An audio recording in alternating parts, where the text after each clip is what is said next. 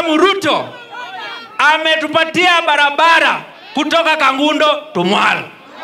William Ruto ametupatia soko ya Kangundo ya 75 million inajengwa hapa soko.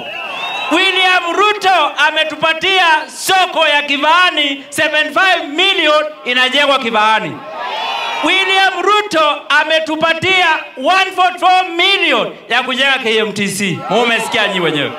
William Ruto ametupatia already 200 million, another 300 million ya kujenga affordable housing. William Ruto ametuambia atatujengea soko Akawethei, soko Akakuyuni na atujengee ofisi ya Deputy County Commissioner Kangundo.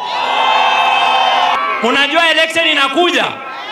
Nataka muniahidi kama William Samoei Ruto Kangundo tutalead Kenya kwa kula. Nipe tuta. Nikae hapa. Forever. Mpaka achape 2. Tukae hapa. Kangundo hoye. Kangundo hoye.